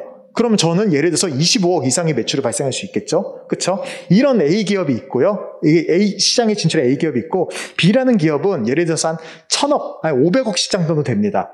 500억 시장 정도 되는데, 여기는 경쟁사도 어느 정도 있어요. 그래서 제가 초반에 진입할 때는 한 0.1% 정도? 그쵸? 그러면은, 0.1%는 너무하니까 1% 정도 할 수 있겠다. 그러면은 5억 정도 되겠죠. 그쵸? 근데 여기는 50억 시장에 25억을 할 수 있고, 여기는 1000억 시장에 일단은 500억 시장에 5억밖에 못 합니다. 자, 그러면은 저희가 이제 바라볼 때 어느 시장이 훨씬 더 좋을 것 같아요? A하고 B 중에서? A가 훨씬 더 좋을 것 같다. 그쵸? 그럴 수 있고, 또 혹시 다른 의견이 있으신 분은? B. 그쵸. 다른 의견은 B밖에 없죠. 왜냐면 A하고 B니까. 근데 말씀을 드리면 이렇습니다. B가 훨씬 더 좋은 거예요. 네, 그 이유는 예를 들어서 이게 이제 시장 규모하고 성장성하고 이제 연결이 되는 거예요. 예를 들어서 A 시장은 저희가 독점을 할 수 있습니다. 그쵸? 25억까지 독점할 수 있는데 아무리 노력해도 한 20억, 35억을 넘길 수는 없어요.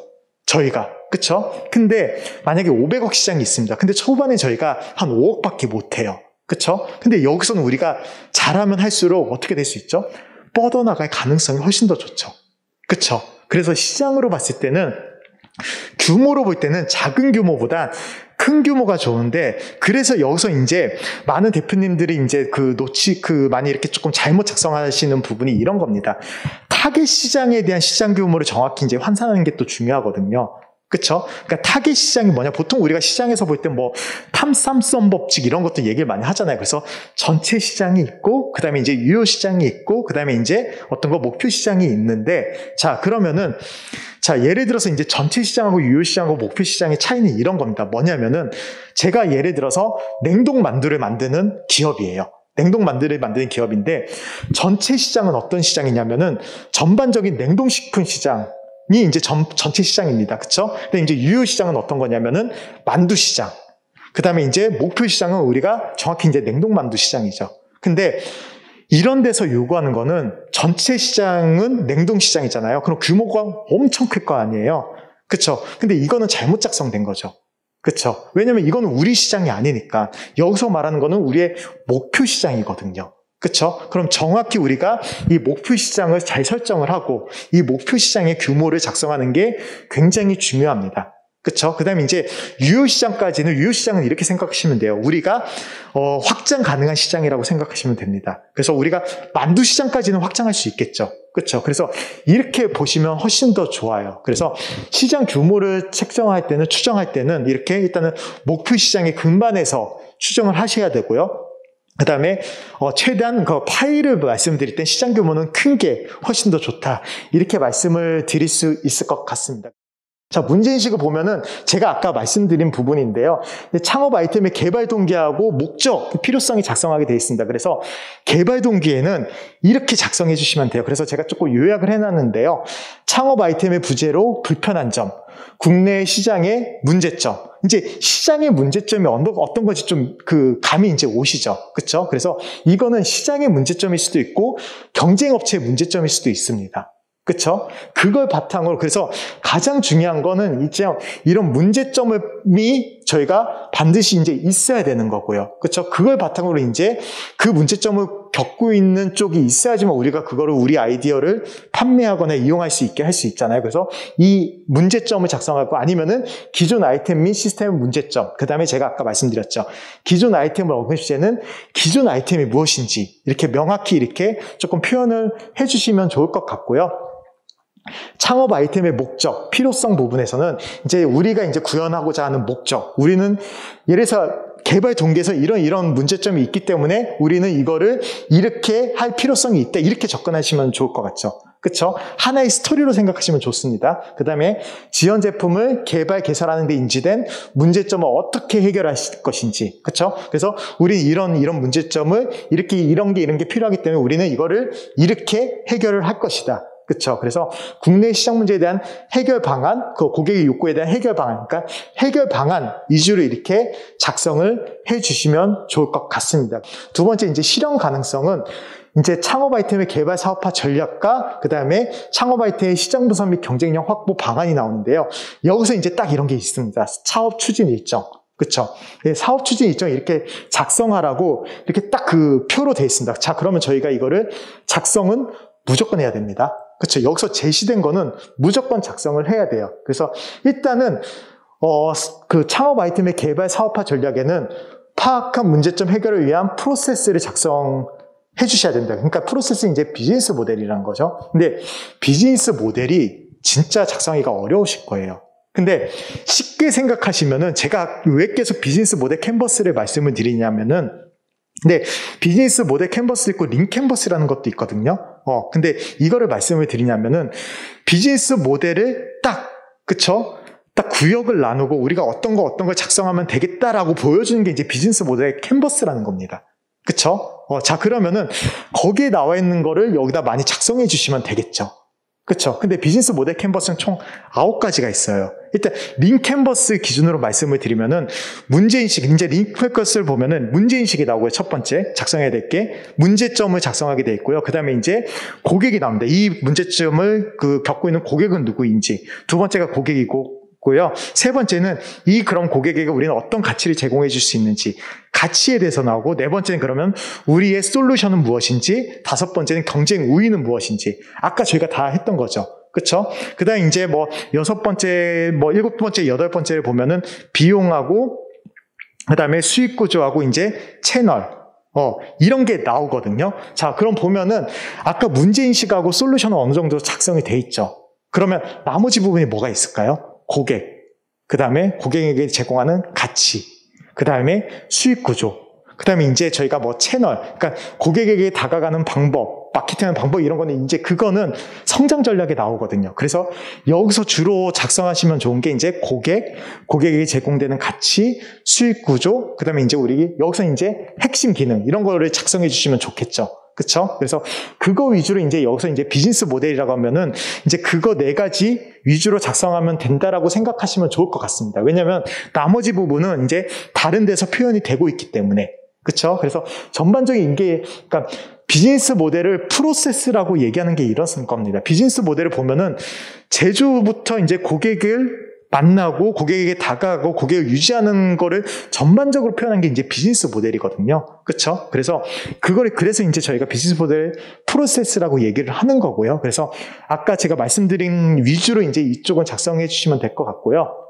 그 다음에 이제 사업 추진 일정은 굉장히 중요합니다. 그래서 이거에서는 이제 이거를 생각해 보시면 돼요. 대표님들이 이제 사업을 할 때는 우리가 예를 들어서 어떤 서비스를 할 거다, 플랫폼을 만들 거다 그러면은 필요한 일들이 있잖아요. 그거를 이제 딱딱딱딱 이제 작성을 해보는 겁니다. 일단은 작성을 해봐요. 그래서 플랫폼을 만들면은 어플리케이션을 개발해야 되고요. 그 다음 마케팅 해야 되고, 예를 들어서 인력이 필요하면 인력을 고용하고 해야 되고요. 아니면 아직 서비스 계획이 마치지 못했다면 기획도 해야 되고요. 여러 가지 해야 될 일들이 있잖아요. 그거를 일단 나열을 하고요. 자, 그럼 거기서 그럼 이걸 하기 위해서 우리가 어떤 순서를 하면 좋겠다라고 하면 이제 순서대로 작성을 하고 그 기간에 작성해 주시면 좋습니다. 근데 이게 왜 중요하냐면 이게 잘 작성돼야지 나중에 이제 비용을 또 작성하게 돼 있습니다. 그쵸? 그게 굉장히 어려운데, 자, 그러면은 여기서 그러면 이게 연결이 되는 거예요. 자, 우리는 우리의 아이디어, 우리의 아이템을 만들어가기 위해서 이런 일들이 필요할 텐데, 자, 그러면은 우리가 할 수 있는 부분이 있고 우리가 할 수 없는 부분이 있겠죠. 그쵸? 자, 그럼 여기서 이제 우리가 할 수 있는 부분과 필요한 역량, 보유 역량과 아니면은 외부에서 부족한 역량을 이제 여기서 나누는 겁니다. 그래서 부족한 역량은 반대로 말하면은 돈이 필요한 부분일 수도 있겠죠. 그쵸? 그래서 이거 위주로 우리가 이제 비용을 작성해 주는 거예요. 그래서 이 추진 일정과 자금 소요 내역은 이게 연계가 된다고 보시면 될 것 같아요. 아시겠죠? 그래서 이렇게 작성해 주시면 좋을 것 같고요. 그래서 이제 세부 내용에서는 예를 들어서 이렇게 우리가 직접 할 건지 아니면은 외부 협력사나 아니면 직원을 통해서 우리가 할 건지 이렇게 이제 세부 내용에서는 구체적으로 표현을 해주시면 좋을 것 같고요. 그래서 아까 말씀드린 것과 같이 외부나 고용할 때는 비용이 발생하겠죠. 그걸 이제 자금 소요 내역에서 작성해 주시면 됩니다.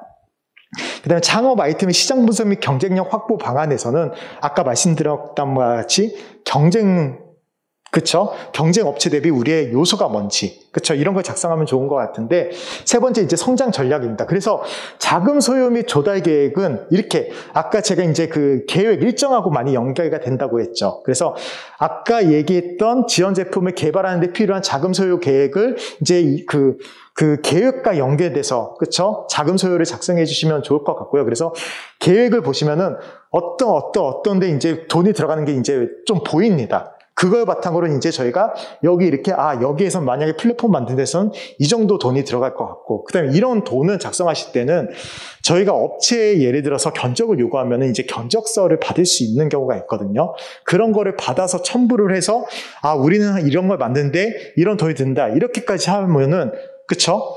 그러니까 예비 창업자는 특히 열정 점수도 굉장히 중요합니다.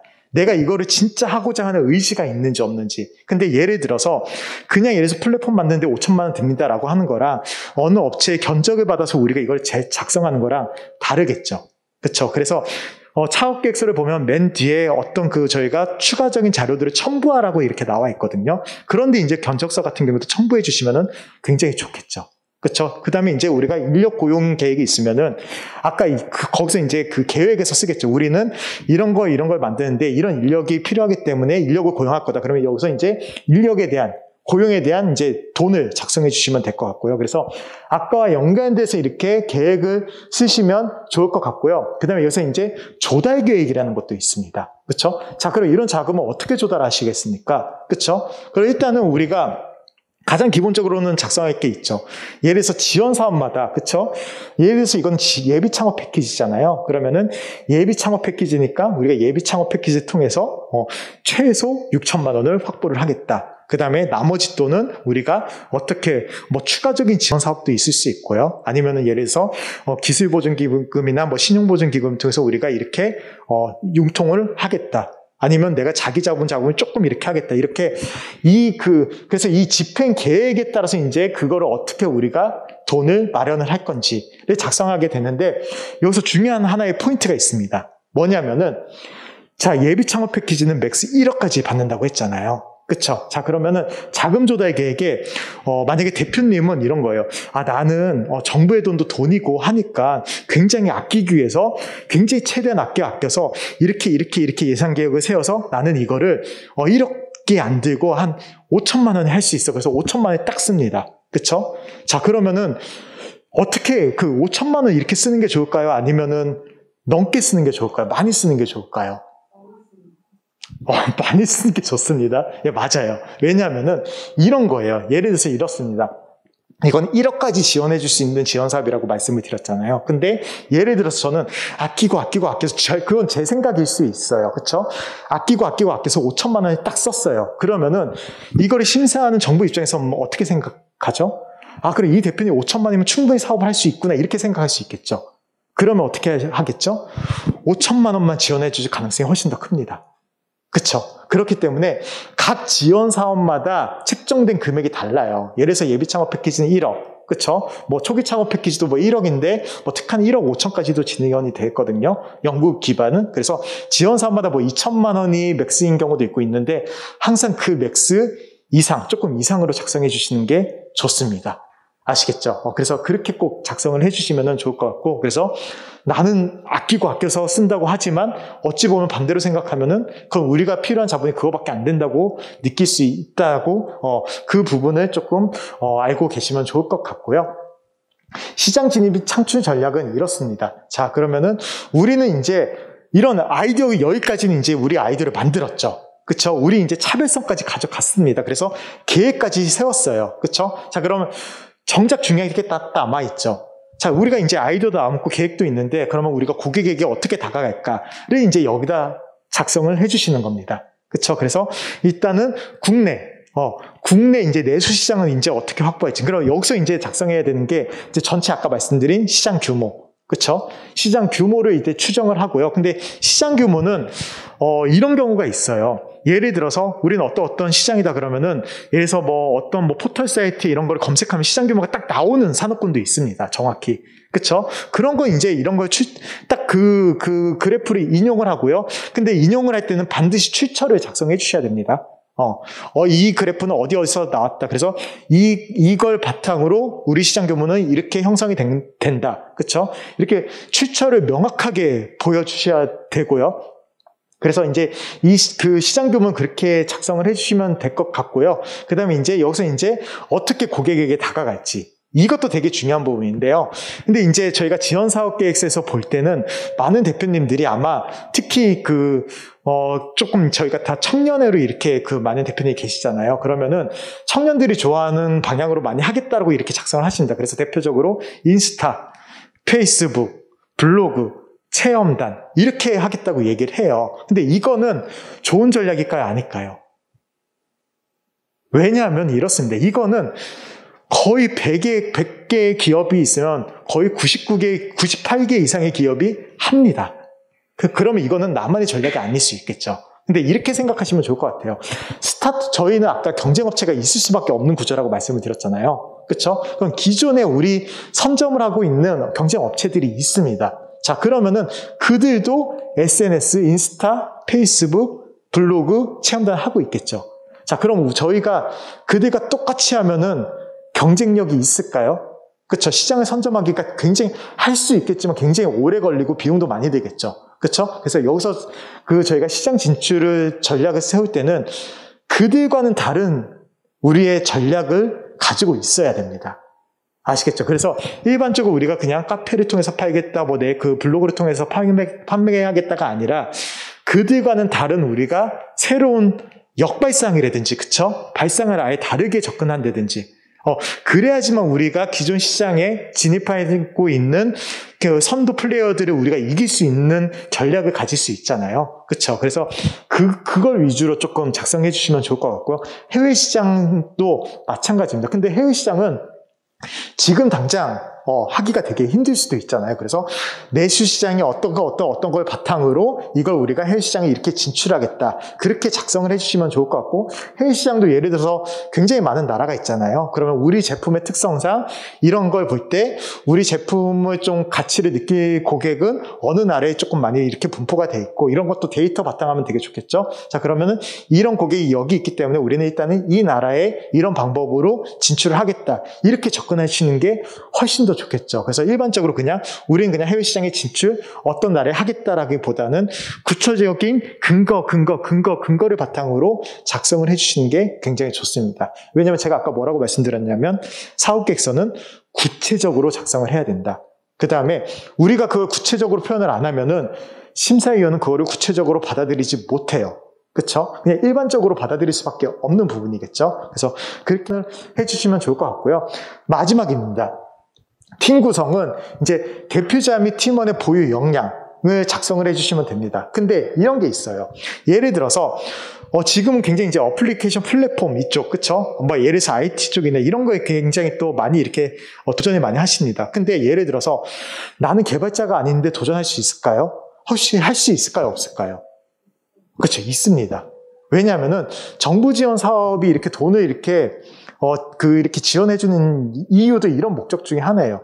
대표가 굳이 개발을 안 해도 되죠. 그렇죠. 대표는 예를 들어서 기획하는데 강점이 있을 수 있습니다. 그러면 제 부족한 부분이 개발이잖아요. 그러면 그거는 저희가 지원 사업 받아서 돈을 주고 고용을 하면 됩니다. 아니면은 초반에는 외주를 맡겨도 되겠죠. 그렇게 하기 위해서 이제 지원 사업이 필요한 거거든요. 자, 그럼 여기서 중요한 건 이겁니다. 내가 잘하는 부분과, 그쵸? 내가 부족한 부분이 뭔지, 그쵸? 이제 이게 다 계획하고, 아까 계획하고도 연관이 되는 거예요. 그쵸? 그래서 내가 잘하는 부분은 이제 내가 할 거고요. 내가 부족한 부분은, 그래서 여기서 중요한 거는 내가 부족한 부분도 드러내는 게 훨씬 더 좋습니다. 그래야지 이제 지원해 줄 이유가 나타나는 거잖아요. 그래서 나는 여기서 어떤 부분이 부족하다. 그래서 이 부분은 이렇게 보완할 건데, 그래서 여기서 이제 사용하는 비용이 필요하다. 이게 다 연계가 되죠. 그쵸? 그래서 아까 계획하고 자금 소유하고 이쪽이 역량이 다 계획이 돼요. 연계가 돼요. 그래서 보시면은 여기서 이제 이런 거 작성하게 돼 있습니다. 추가 인력 고용 계획. 그 다음에 협력 기업은 어떤 게 돼 있냐. 이게 이제 왜 이렇게 나와 있는지 아시겠죠? 그쵸? 근데 처음만 보시면은 이게 왜 이게 작성해야 되는지 모르실 수도 있어요. 근데 여기서 중요한 건 아까 제가 말씀드린 그런 부분입니다. 내가 부족하지 못한 부분은 오케이. 그럼 나는 이거를 이렇게 해결을 할 거야. 해결 방안이 있으면 된다. 근데 해결 방안이 없으면 안 되겠죠.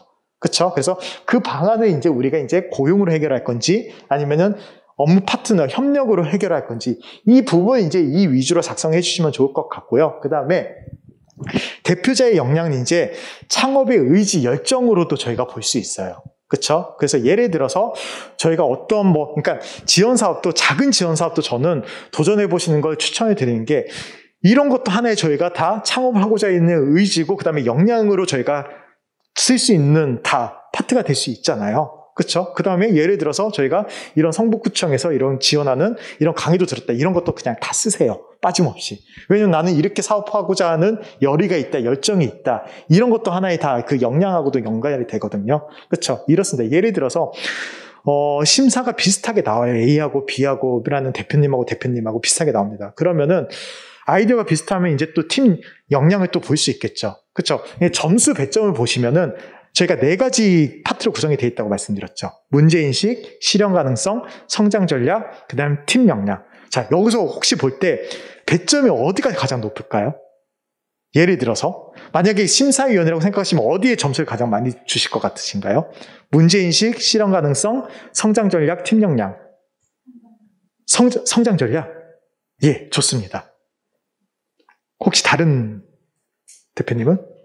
저희 점수 배치를 보면은 이런 것도 알고 계시면 좋아요. 문제인식 30점입니다. 그 다음에 실현 가능성 30점이고요. 나머지 성장 전략하고 팀 역량 20점, 20점이에요. 자, 그러면은 일단은 1, 2번 카테고리에서 60점이 배치가 되어 있는 거죠. 그쵸? 여기서 이제 그러면 점수가 조금 더 비슷비슷합니다. 성장 전략하고. 그쵸? 10점 차이인데, 근데 100점 만점에 10점 차이는 굉장히 크죠.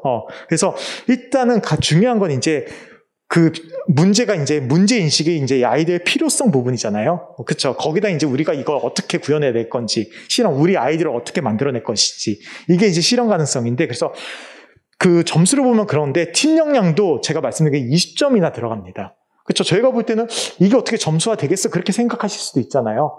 자, 그러면은 예비 창업자분들이 이 팀 역량을 완벽하게 갖추고 계신 분들이 많을까요? 적을까요?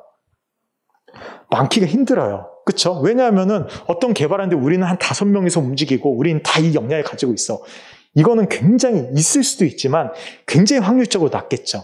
자, 그러면은 거의 비슷하게 작성이 돼 있을 겁니다. 그쵸? 그러면 우리가 여기서 많이 보여줄 거는 자, 우리는 얼마나 열정을 가지고 있는지. 이것도 굉장히 중요한 점수화가 될 수 있겠죠. 그래서 그런 부분들을 조금 많이 도전도 해보시고, 그래서 많은 거 이렇게 많이 이런 교육도 해보시고, 그래서 이 가산점도 있는 게 창업 교육을 수료할 때는 그게 있으면 또 가산점이 있는 것도 아시죠? 그쵸? 그래서 이런 겁니다. 그게 연계가 되는 게 의지가 있어야지 저희가 또 교육도 받잖아요. 그쵸? 여기 오신 분들도 의지가 있으시니까 여기 오신 거잖아요. 그래서 이런 것도 최대한 저희가 정리를 잘 해놓으시고, 좀 작성을 해주시면 좋을 것 같습니다. 그래서, 이렇게 이제 팁은 이런 겁니다.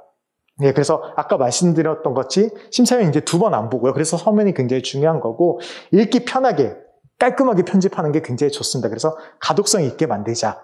라고 하는 게 중요한 것 같고요. 제가 아까 말씀드렸다시피 사업계획서 작성하기 전에 이제 비즈니스 모델부터 작성을 해보시면 굉장히 좋을 것 같고요. 이거는 제가 아까 말씀을 드렸죠. 그래서 이제 이것도 어느 정도 이해가 되시죠. 비즈니스 모델 캔버스하고 그다음에 이제 사업계획서. 그쵸? 그래서 이렇게 작성해 주시면 좋을 것 같고, 비즈니스 모델은 이렇게 말씀을 드리면 이렇습니다. 비슷해요, 사업계획서하고.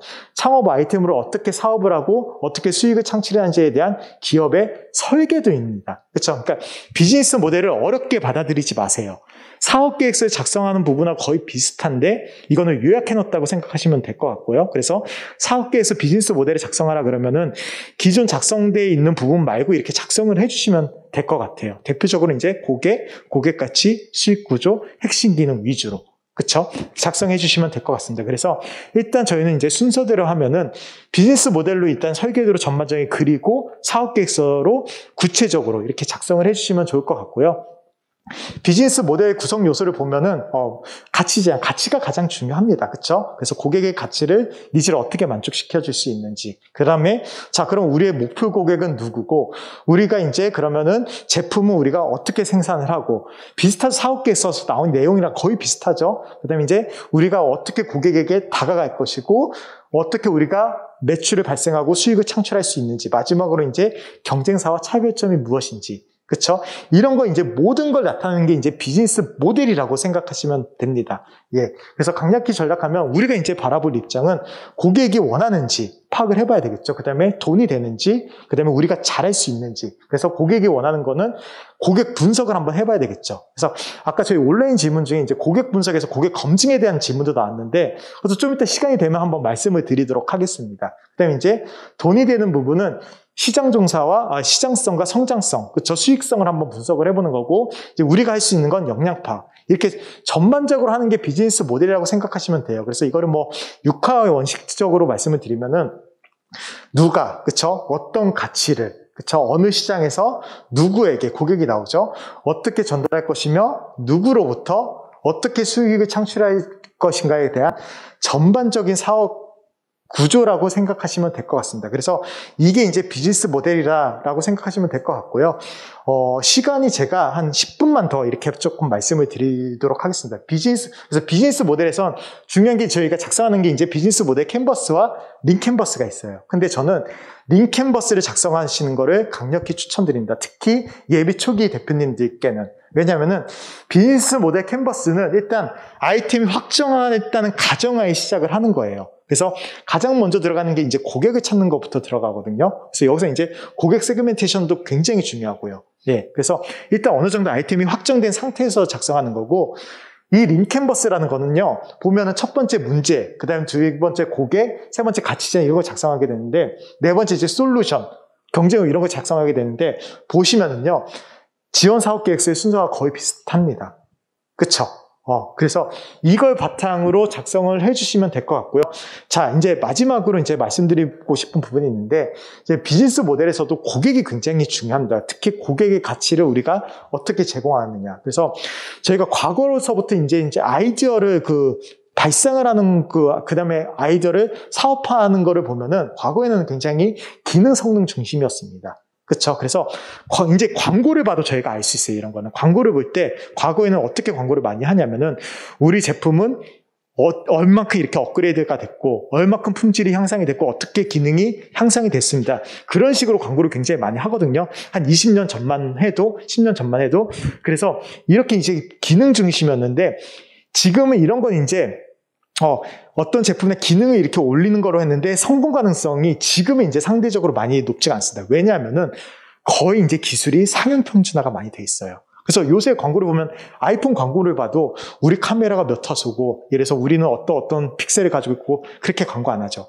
오히려 굉장히 감성적으로 접근을 합니다. 특히 그러니까 지금 이제 비즈니스 모델 중심으로 가고 있다는 게 이제 가치 중심으로 이제 제품도 이제 다가가고 있어요. 고객들에게. 그래서 지금 이제 기능 성능적으로 중요한 게 아니라 비즈니스 모델 이런 고객에게 어떻게 전반적으로 다가가 있지 이런 이제 가치 중심 비즈니스 모델이 굉장히 중요한 시대가 됐거든요. 그래서 지금은 고객은 왜냐면은 단순 기능들이 중요한 게 아니라 우리가 어떤 차별화된 가치를 제공해 줄 수 있는지 그게 굉장히 중요합니다. 그렇죠?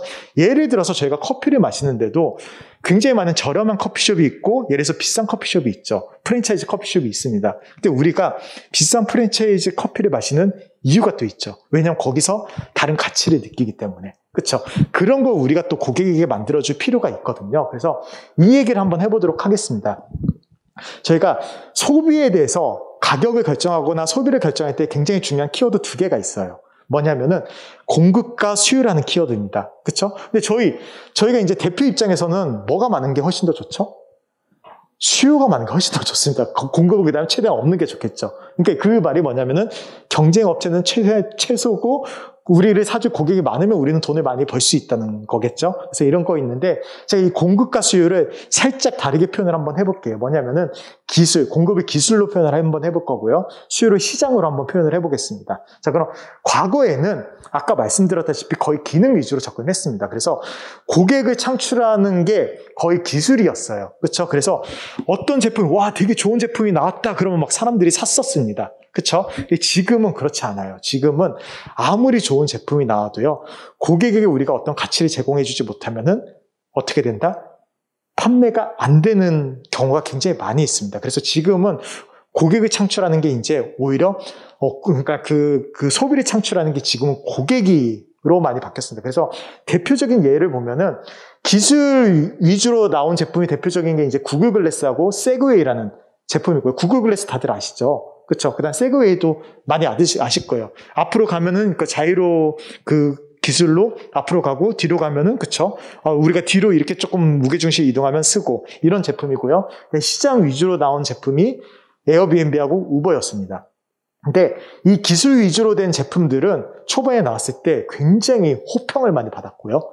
이런 제품은 없다. 막 이런 호평이 나왔고 이 처음에 나왔을 때는 굉장히 안 좋은 얘기가 많이 나왔습니다. 에어비앤비나 우버. 대표적으로 이게 나오기 전에 한번 생각을 해보시면은 예를 들어서 이겁니다. 대표님이 해외여행 가세요.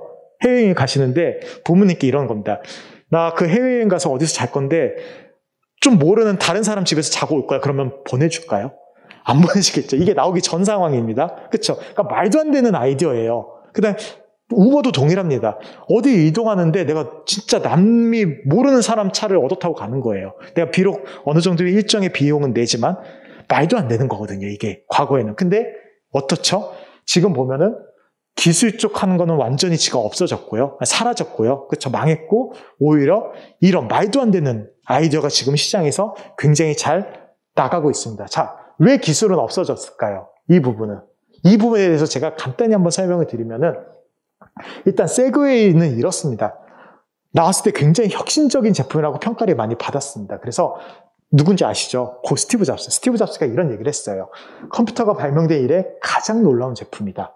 이런 얘기를 했고요. 그렇죠? 그래서 어느 정도 제품도 검증이 됐죠. 혁신적인 제품이라고 하고 그다음에 아마존의 CEO인 제프 베조스. 아마존이 어떤 업체죠? 지금 전 세계 유통을 그렇죠? 거의 좌지우지하고 있는 그렇죠? 이런 업체인데 판매하는데 아무런 문제가 없다. 이런 얘기를 했습니다. 그다음에 구글 투자자 존 주어는 더 심한 얘기도 했어요. 인터넷보다 위대한 발명이 될 것이다. 그렇죠? 이런 얘기를 하면서 9,600억 원을 투자를 했습니다. 9,600억 원. 굉장히 많은 돈이죠. 자, 근데 저희가 보통 아이디어가 시장에서 성공하기 위한 몇 가지 요소가 있다고 얘기를 합니다. 첫 번째가 뭐였죠? 아이템이 좋아야 됩니다. 그렇죠? 아이디어가 좋아야 되고요. 두 번째가 시장성이 있어야 됩니다. 그렇죠? 시장성이 있어야 돼요. 세 번째가 돈이 있어야 돼요. 자금이 확보가 돼 있어야 돼요. 그렇죠? 근데 세그웨이 어땠죠? 다 만족했습니다. 아이디어, 일단은 모든 사람이 극찬을 하며 특히 스티브 잡스는 혁명적인 제품이다 이런 얘기를 했고요. 그 다음에 시장성, 제프 베조스가 증명을 했죠. 판매하는데 아무 문제가 없다. 그 다음에 세 번째, 자금 9,600억을 투자를 받았습니다. 근데 이제 아이디어도 좋고 시장성도 있기 때문에 이렇게 투자를 받은 거겠죠. 자, 마지막으로 이제 시장에서 중요한 요건, 저희 사업계에서도 나오죠. 한 가지가 더 있는데 뭐냐면 대표자 역량입니다. 자, 대표자가 누구냐면은 딘 카멘이라는 분인데 현대 에디슨이라고 불리는 사람이에요. 수백 개의 특허를 가지고 있고요. 그 다음에 그 발명한 신장 투석기는 그의 최고의 제품으로 선정이 됐고, 그 다음에 미국 발명가에게 주어지는 최고 영예인 기술공로 훈장까지 받았어요. 그렇죠? 그러니까 의심할 여지가 없는 최고의 발명가죠. 그러니까 역량도 뛰어나죠. 자, 네 가지 다 갖췄습니다. 저희가 시장에서 성공하는 요건을 다 갖췄어요. 자, 그러면 이게 실패를 할 수 있을까요? 없을까요? 이게 단편적으로 보면 실패를 할 수 없는 제품입니다. 세그웨이란 제품이. 근데 보면은 세그웨이는 실패를 했습니다. 왜 실패를 했냐면은 일단은 되게 비쌌어요. 처음에 나올 때. 1,000만 원이 넘는 가격이었습니다. 그쵸? 두 번째는 이제 배터리 문제였어요. 그러니까 39km라면 우리나라는 굉장히 먼 거리겠죠? 그쵸? 웬만한 왕복 한 두세 번은 왔다 갔다 할 거리입니다. 근데 처음 나온 데가 미국이죠. 미국은 지점과 지점이 굉장히 멀겠죠. 그래서 이런 배터리 문제가 있었고요. 세 번째는 이제 속도가 되게 애매했어요.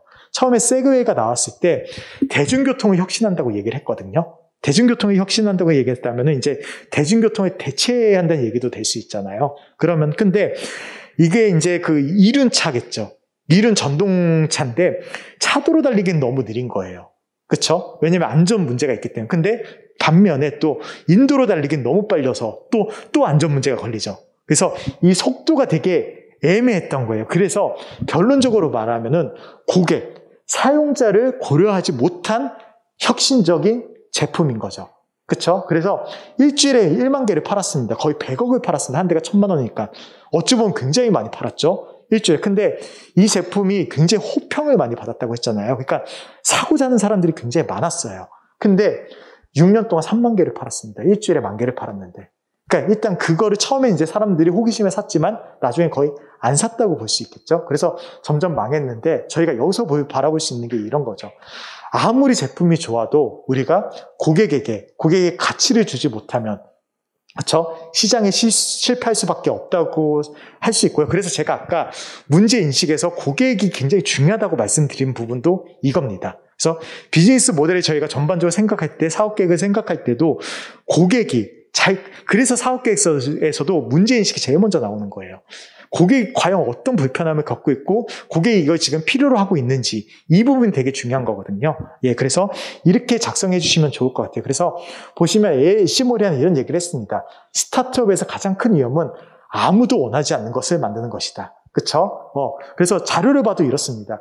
실패한 기업들을 바탕으로 저희가 조사를 해봤더니 시장이 원하지 않는 제품을 만들었다고 대답한 대표가 가장 많았어요. 기업들이. 이만큼 이제 저희가 고객 입장에서 바라보는 게 가장 중요한 거고요. 시장 입장에서 바라보는 게 이만큼 중요한 겁니다. 그래서 테스트에는 이렇게까지 또 얘기하죠. 시장 파괴 주범은 이제 기술이나 기업이 아니다. 그쵸? 제가 아까 기능에서 이제 지금은 고객 가치 비즈니스 모델로 넘어온다고 얘기를 하고 있잖아요. 말씀을 드렸잖아요. 그래서 지금은 저희를 이제 소비를 이끌어줄 수 있는 거는 이제 우리의 제품만이 아니라 고객이 원하는 제품을 우리가 만들어줄 수 있느냐, 없느냐, 거기서 이제 우리가 차별화를 가지고 있느냐, 없느냐가 굉장히 중요한 부분입니다. 그래서 지금은 핵심은 이제 고객이 원하는 것을 만드는 게 가장 중요할 것 같습니다.